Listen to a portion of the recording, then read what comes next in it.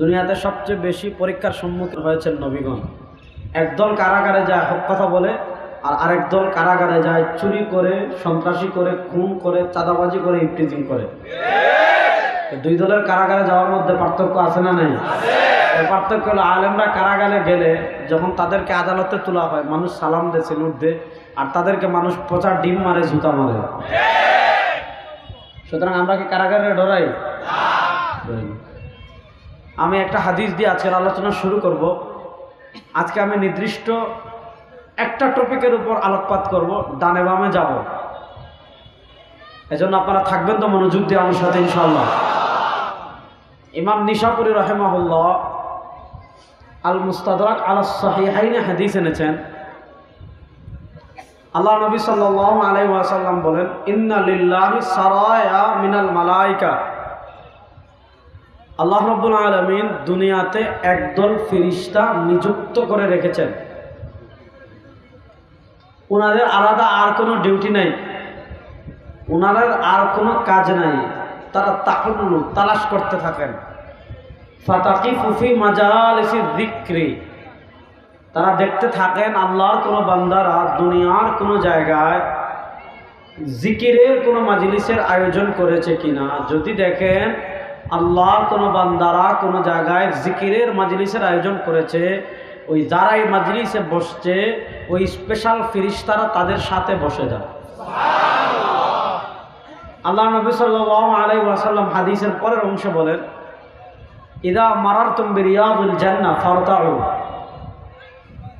দুনিয়াতে আপনি হাঁটার পথে, আসার পথে, চলার পথে, যাওয়ার পথে, আপনি কাশিমপুর থেকে কোনাবাড়ি যাচ্ছেন, এদিক দিয়ে আশুলিয়া যাচ্ছেন, আপনি বাজারে যাচ্ছেন, ঘরে যাচ্ছেন, শ্বশুর বাড়ি যাচ্ছেন, গ্রামের বাড়ি যাচ্ছেন, বাজার কোথাও যাচ্ছেন, আল্লাহ নবী সাল্লাল্লাহু আলাইহি ওয়াসাল্লাম বলেন, ইদা মারারতুম বিরিয়াদুল জান্নাহ।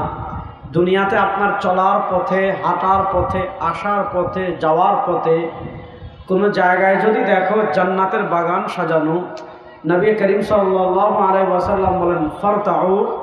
যদি দেখো কোথায় জান্নাতের বাগান সাজানো, তাহলে কিছু সময় জান্নাতের বাগানে অবস্থান করবে।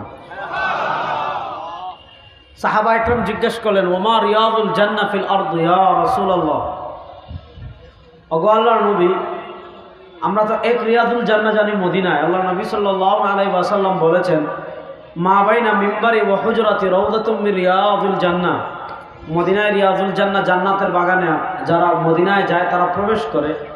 আল্লাহ নবী সাল্লাল্লাহু আলাইহি ওয়াসাল্লামকে সাহাবা একরাম জিজ্ঞাসা করলেন, এক রিয়াদুল জান্নাহ তো মদিনায়, প্রশ্ন হলো কাশিমপুরে আবার জান্নাতের বাগান কোনটা, কোনাবাড়িতে আবার জান্নাতের বাগান কোনটা, গাজীপুরে আবার জান্নাতের বাগান কোনটা, বাংলাদেশে আবার জান্নাতের বাগান কোনটা, পৃথিবীর জায়গায় জায়গায় জান্নাতের বাগান কোনটা?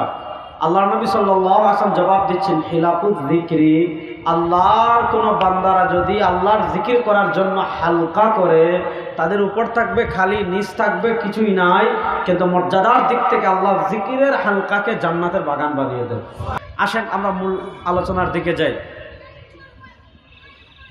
দুনিয়াতে আমাদের পরিচয় আমরা বিশ্বাসী, আরেক দল দুনিয়াতে আছে যাদের পরিচয় তারা অবিশ্বাসী। আমাদের পরিচয় আমরা মুসলিম, আর আরেক দলের পরিচয় মুশরিক। আছে না নাই? আমাদের কারো কপালে কারো পরিচয় লেখা নাই। আমার কপালে লেখা নাই মুসলিম, নাই। আবার হিন্দুর কপালে লেখা নাই হিন্দু, বৌদ্ধর কপালে লেখা নাই বৌদ্ধ। সৃষ্টিগতভাবে দেখতে সব মানুষ সমান। আমার ধরতে হাত লাগে, তাদেরও লাগে। আমার খেতে মুখ লাগে, তাদেরও লাগে।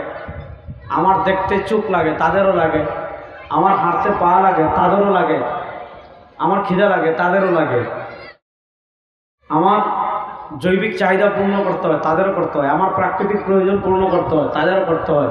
আমার হাসি কান্না আছে, তাদেরও আছে। আমার দুঃখ আছে, তাদেরও আছে। দেখতে তো সবই সমান। প্রশ্ন হলো পরিচয়ের ভিন্নতা কেন হলো? যে অমুক মুসলিম, অমুক ইহুদি, অমুক খ্রিস্টান, অমুক নাস্তিক, অমুক মুরতাদ। উত্তর খুব সহজ, পরিচয়ের ভিন্নতা হলো বিশ্বাসের ভিন্নতার কারণে।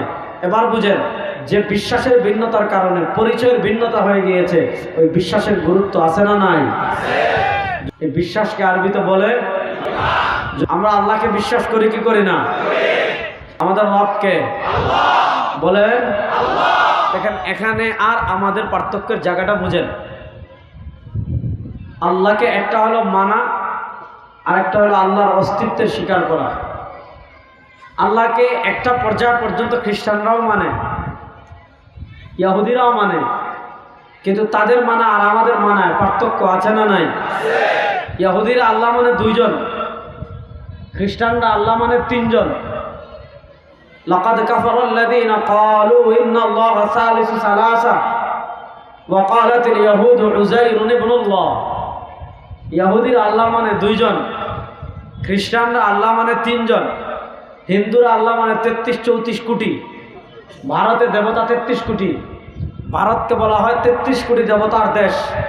হিন্দুরা বহুত খুদায় বিশ্বাসী, তারা বহুত্ববাদী। খ্রিস্টানরা 3 খুদায় বিশ্বাসী, তারা তৃত্ববাদী। ইহুদিরা 2 খুদায় বিশ্বাসী, তারা দ্বিত্ববাদী। আমরা বহু খুদায় বিশ্বাসী না, আমরা 3 খুদায় বিশ্বাসী না, আমরা 2 খুদায় বিশ্বাসী না। আমাদের পরিচয় আমরা একত্ববাদী। আমরা আকাশ বাতাস প্রকম্পিত করে বলি লা ইলাহা ইল্লাল্লাহ। জোরে বলেন না লা ইলাহা ইল্লাল্লাহ, লা ইলাহা ইল্লাল্লাহ, লা ইলাহা ইল্লাল্লাহ। সবাই শাহাদাত আঙ্গুল তুলে বলেন আমাদের আল্লাহ। জোরে বলো আমাদের আল্লাহ। কুল হুয়াল্লাহু আহাদ, কুল হুয়াল্লাহু আহাদ। আমাদের খোদা 2 জন হতে পারে না, আমাদের রব 3 জন হতে পারে না, আমাদের রব 4 জন হতে পারে না, আমাদের রব মূর্তি হতে পারে না, আমাদের রব ভারত হতে পারে না, আমাদের রব আমেরিকা হতে পারে না, দুনিয়ার কোনো সুপার পাওয়ার আমাদের রব হতে পারে না। আমরা আকাশ বাতাস প্রকম্পিত করে বলি আমাদের রব একমাত্র আল্লাহ। বলেন আমাদের রব একমাত্র আল্লাহ। জোরে বলো আমাদের রব একমাত্র আল্লাহ।